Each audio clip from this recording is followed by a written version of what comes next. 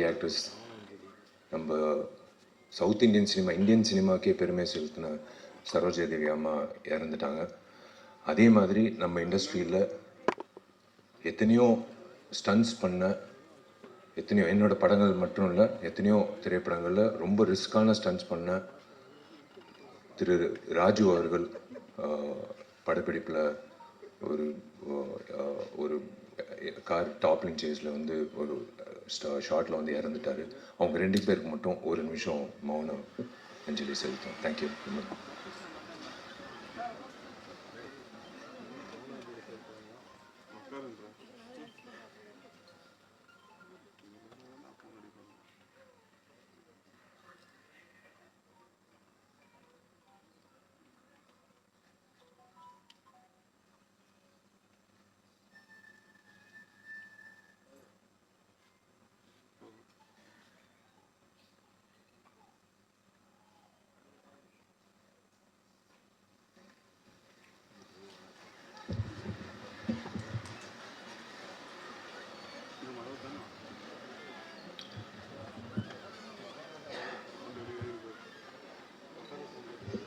எல்லோருக்கும்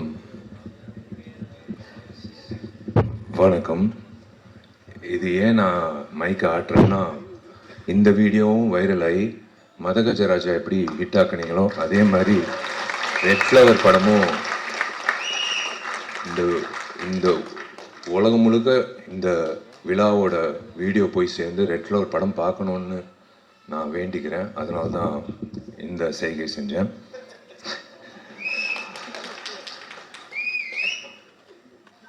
மேடையில் இருக்கிற எனக்கு பிடிச்ச ஜாம்பவங்கள், எனக்கு பிடிச்ச நண்பர்கள், சினிமா சார்ந்த நண்பர்கள், வந்திருக்கும் அனைத்து பத்திரிகையாளர்கள் நண்பர்கள், ஊடக நண்பர்கள், வெல்விஷர்ஸ் எல்லோருக்கும் நான் காலை வணக்கத்தை தெரிவிச்சுக்கிறேன். முதல்ல உங்கள் எல்லோருக்கும் பி வாசு சாராக தெரியும், லெஜெண்டரி ஃபிலிம் மேக்கர். எனக்கு P Vasu uncle. P Vasu sir வந்ததுக்கு ரொம்ப நான் இந்த குழு சார்பாக நான் நன்றி தெரிவிச்சுக்கிறேன். ஏன்னா பி வாசு நிறைய இயக்குநர்கள் ஒரு படம் 2 படத்துலேயே அப்படியே போயிடுறாங்க. ஆனால் இன்றைய வரைக்கும், அப்போலேருந்து இப்போ வரைக்கும் இன்னும் பி வாசு சார் நம்ம மனசில் நிற்கிறாருன்னா that's because of his films and that's because of his vision. அதே மாதிரி எனக்கு பிடிச்ச நிறைய நடிகர்கள், என்னோட நண்பர்களாக இருக்கிற அஜய் ரத்னம் சார், சுரேஷ் மேனன் சார், எங்கள் வயசுக்கு இணையாக இருக்கிற YG Mahendran sir, John Vijay darling எல்லோரும். அதே மாதிரி டாக்டர் சுராஜ் சார், நிறைய பேருக்கு பட்டம் கொடுக்குறாங்க டாக்டரு, இவருக்கு முதல்ல கொடுக்கணும். ஏன்னா டாக்டர்கிட்ட நம்ம போகிறது சிகிச்சைக்காக. அப்பா சந்தோஷமாக வெளில வந்தோம், நம்ம சரியாக இருக்கும். ஏன் டாக்டர் சுராஜ்னு சொல்கிறேன்னா, நிறைய பேர் அவரோட காட்சிகள் நிறைய ஐபிஎஸ் ஐஏஎஸ் ஆஃபீஸர்ஸ் எனக்கு சொல்லியிருக்காங்க. அவங்களுக்கு 10-10:30 தான் அவங்களுக்கு டைமே கிடைக்கும். நிறைய எக்ஸ் ஜட்ஜஸ்ஸு, சர்ஜன்ஸு, டாக்டர்ஸு எல்லோரும் பார்க்குறது ஆதித்யா சேனல், சிரிப்பொலி சேனல். அதில் இவர் இயக்குன என்னோட படமும் உட்பட இவர் இயக்குன பல படங்களில் வடிவேலண்ண காமெடி, சுராஜ் சாரோட சென்ஸ் ஆஃப் ஹியூமர் அவங்களுக்கு மெடிசனா. அவங்களுக்கு அன்னைக்கு இருக்கிற ஸ்ட்ரெஸ் எல்லாமே இறக்குறது அவரோட திரைப்படங்களில் வர நகைச்சுவை காட்சிகள். ஸோ அந்த வகையில் அதனால தான் டாக்டர் சுராஜ் சார்ன்னு சொன்னேன். ரொம்ப சந்தோஷம் சார். யூஸ்வலாக ஹீரோ தான் கெட்டப் மாற்றி வருவாங்க ஃபங்க்ஷனுக்கு. ஃபஸ்ட் டைம் ஒரு இயக்குனர் கெட்டப் மாற்றி வந்திருக்காரு. முதல்ல இந்த விழாக்கு இப்படி அரங்கம் நிறைந்த ஒரு காட்சியா அளிக்குதோ, அதே மாதிரி இந்த திரைப்படம் ஆகஸ்ட் 8 ரிலீஸ் ஆகும்போது இதே மாதிரி அரங்கம் நிறைந்த காட்சியை பார்க்கணுன்றது என்னோட ஆசை. ரொம்ப நன்றி. நீங்கள் முதல்ல ரெட் ஃப்ளவர் திரைப்படத்துக்கு இந்த விழாக்கு வந்ததுக்கு எல்லோரும் ரொம்ப நன்றின்னு சொன்னாங்க. இல்லைங்க, இது என்னோட கடமை. தயவு செஞ்சு இந்த சின்ன படம் பெரிய படம் அப்படியெல்லாம் சொல்லாதீங்க. இந்த வெள்ளி திரையில் என்ன காணப்படுதோ அதுதான் படம். அது சின்ன ஹீரோ இருந்தாலும் பெரிய ஹீரோ இருந்தாலும் புதுமுக இயக்குனராக இருந்தாலும் பெரிய இயக்குனராக இருந்தாலும் எதுவாக இருந்தாலும் திரைப்படம். ஸோ அந்த வகையில் என்னோட கடமையாக என் நண்பன் போராளி விக்னேஷ் அவர்களுக்காக நான் வந்து எல்லாத்தையும் ஒதுக்கி வச்சு எல்லோருக்கும் வேலை இருக்கும், பட் இருந்தாலும் இந்த வேலை ரொம்ப முக்கியமான வேலை. நான் விக்னேஷ்க்கு உறுதுணையாக இருக்கணும்னு ஆசைப்பட்டு நான் வரேன்னு நான் சொன்னது காரணம் வந்து அவர் மனசார பேசினார் பாருங்கண்ணா. அவர் எவ்வளோ கஷ்டப்பட்டு எவ்வளோ அவமானங்கள் தாங்கி எவ்வளோ முயற்சிகள் பண்ணி இந்த திரைப்படத்துக்கு வரைக்கும் வந்திருக்காருன பயணம். அது அவரோட வழியில் எனக்கும் அந்த அந்த உணர்வு இருக்குது. ஸோ அந்த வகையில் விக்னேஷ் அவர்களுக்கு இந்த திரைப்படம் ரெட் ஃப்ளவர் மிகப்பெரிய திருப்பு முனையாக இன்னொரு இன்னிங்ஸ் தொடக்கத்துக்காக விக்னேஷ்க்கு அமையணும் நான் வாழ்த்துறேன். விக்னேஷ்க்கு புதுமுக இயக்குனர் ஆண்ட்ரூ பாண்டியன் இந்த காட்சிகள் பார்த்தோம், ட்ரெய்லர் பார்த்தோம், மோஷன் போஸ்டர் பார்த்தோம், சாங்ஸ் பார்த்தோம். திரு ஆண்ட்ரூ பாண்டியன் அவர்களுக்கு என்னோட வாழ்த்துக்கள்.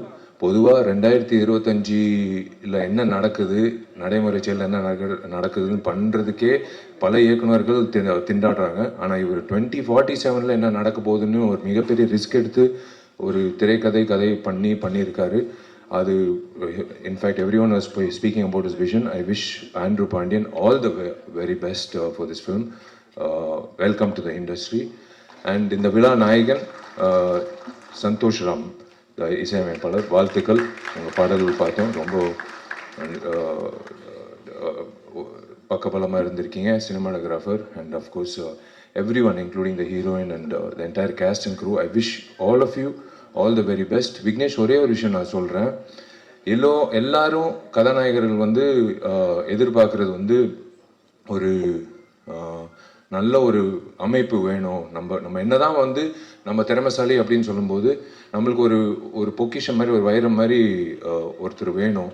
யாருன்னா தயாரிப்பாளர். உங்களுக்கு ஒரு பொக்கிஷமா மாணிக்கம் என்ற பேர்ல அவரே ஒரு பொக்கிஷமா மாணிக்கம் என்ற ஒரு பேர் உங்களுக்கு அதான் கடவுளா உங்களுக்கு ஒரு வைரம் கொடுத்துருக்காரு. அதுதான் திரு மாணிக்கம் அவர்கள். காளிகாம்பல் பிக்சர்ஸ் சார்பா மாணிக்கம் அவர்கள் இந்த திரைப்படத்தை தயாரிச்சிருக்காரு. Sir, welcome to the industry. Manickam sir, நீங்கள் இந்த சொன்னாங்க இந்த படம் எனக்கு லாபம் வேணாம், எனக்கு இந்த படம் ஒரு லவ் ஃபார் த ஆர்ட்ன்றதுக்காக நான் பண்ணியிருக்கேன். அப்படி இல்லை, நீங்கள் மறுபடி இந்த படம் வெற்றி அடையும். இந்த படம் முடிஞ்சதுக்கப்புறம் நீங்கள் நிறைய விக்னேஷ் மாதிரி நிறைய இயக்குநர்கள் நிறைய திரைப்படங்கள் பண்ணணும். நீங்கள் இன்னொரு 2047 எப்படி இந்த திரைப்படம் காட்டினாங்களோ 2047 திரு மாணிக்கம் தயாரிப்பாளராக இருக்கணும்னு நான் ஆசைப்படுறேன். Welcome to the film industry. மற்றபடி டார்லிங் ஜான் விஜய், என் டார்லிங் அஜய் ரத்னம் சார், என் டார்லிங் தலைவாசல் விஜய், எல்லோருக்கும் வாழ்த்துக்கள் for this film. Thank you media. நீங்கள் எப்போவுமே எல்லா திரைப்படங்களுக்கும், எங்கள் திரைப்படம் மட்டும் இல்லை எல்லா திரைப்படங்களுக்கும் நீங்கள் ஆஜராகி நீங்கள் சப்போர்ட் பண்ணுறது ரொம்ப சந்தோஷம். எனக்கு பிடிச்ச 2 அரசியல்வாதிகள், ஒன்று பகத்சிங், ரெண்டாவது இடம்பெற்றவர் நேதாஜி சுபாஷ் சந்திர போஸ். அவருக்கு ட்ரிபியூட் பண்ணி நீங்கள் தொடங்கினது ரொம்ப நன்றி.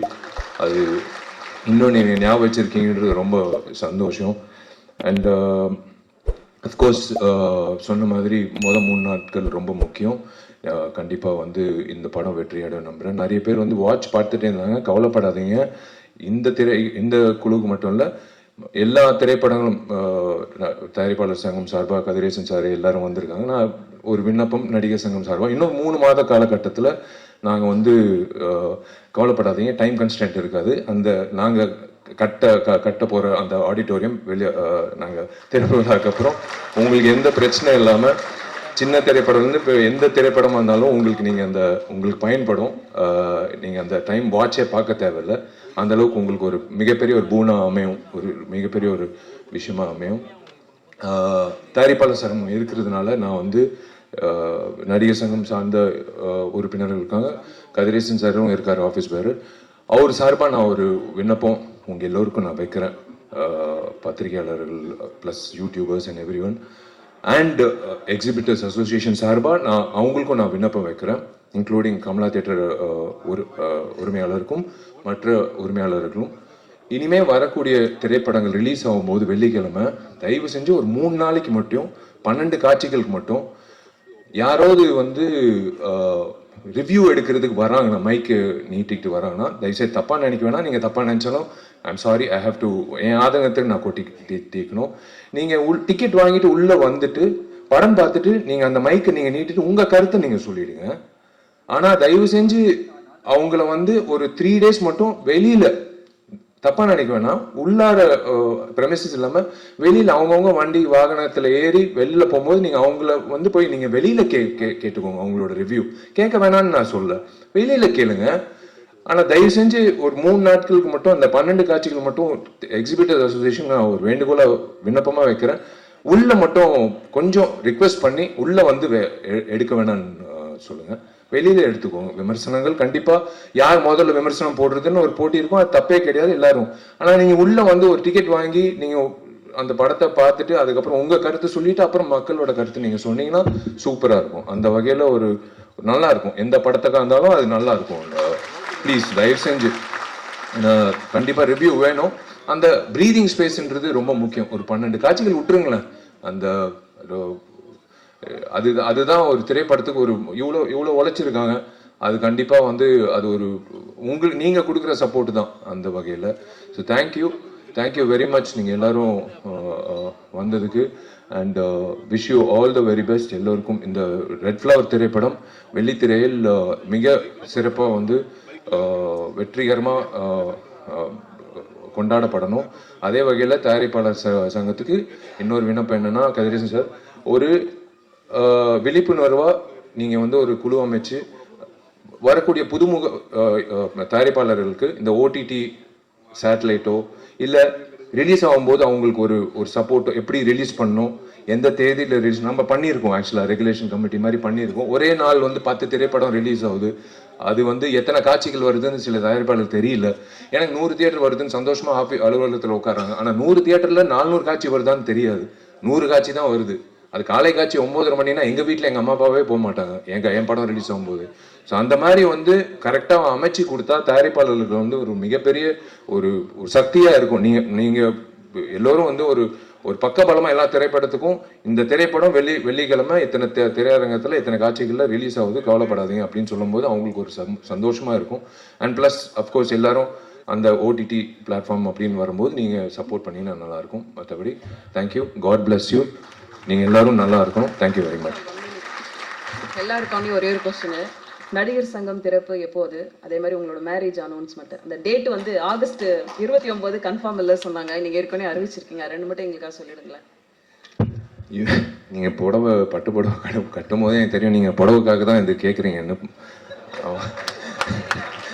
அதுக்கு தான் கேட்குறாங்க, வேற ஒன்றும் இல்லை. என் தேதி எப்போன்னு இல்லை, அவங்களுக்கு நான் இப்போ கவிதா வந்து என்னோட க்ளோஸ் ஃப்ரெண்டு, அவங்களுக்கு புடவை எப்போ வரும்னு போய் சேரும். அங்கிட்டு தேவராஜ் அண்ணன் வந்து அவங்க வீட்டுக்கு எப்போ போய் சேரும். இங்கிட்ட ஒருத்தர் இருக்கார் மீனாட்சி சுந்தரம், அவருக்கு எப்போ போய் சேரும். எல்லாருக்கும் எஸ் கண்டிப்பாக வந்து நான் அதாங்க 9 வருஷம் நான் எப்படியோ நான் தாக்கு பிடிச்சிட்டேன். இன்னும் 2 மாதத்துல இருக்கும். ஆகஸ்ட் 29 என் பிறந்த நாள் அன்னைக்கு கண்டிப்பா ஒரு நல்ல ஒரு செய்தி இருக்கு கண்டிப்பா. ஆனா நான் சொன்னபடி அந்த கட்டணம் எல்லாரும் பெரியவர்கள் எல்லாரும் வந்து அந்த திறப்பிழா முடிஞ்சதுக்கு அப்புறம் முகூர்த்தம் போய் நான் புக் பண்ணிட்டேன் கார்த்திகிட்ட. கண்டிப்பா வந்து என் கல்யாணம் அங்கிட்டு தான் கட்டிடத்துல. ஆனா அது வந்து கண்டிப்பா வந்து நீங்க நினைக்கிற மாதிரி தாமதம் அப்படியெல்லாம் இல்லை, கூடி சீக்கிரம் நடக்கும். அதுக்கு தான் ஓடுறேன், இப்போ கட்டிடத்துக்கு தான் ஓடுறேன். இது முடிச்சோடனே எல்லாரும் நினைக்கிறாங்க இவன் எதுக்கு வந்து டெய்லி காலங்காலத்துல வந்து கட்டடத்தை பாக்குறான், கொத்தனார் இருந்து எல்லாரும் ஆர்கிடெக்ட் வரைக்கும் இவன் கல்யாணத்துக்காக தான் வந்து அவசரப்படுத்துறான் இல்லைன்னா. பட் நேரம் வந்துருச்சு, இன்னொரு 2.5 monthsல வந்துடும், 2 monthsல வந்துடும் டெஃபினட்டா. பட் ஆகஸ்ட் 29 கண்டிப்பா ஒரு நல்ல செய்தி இருக்கு, அது கூடிய சீக்கிரம் நான் அறிவிக்கிறேன். நல்ல கண்டிப்பா புடவை வந்துடும் Kavitha. Thank you, all the best, God plus.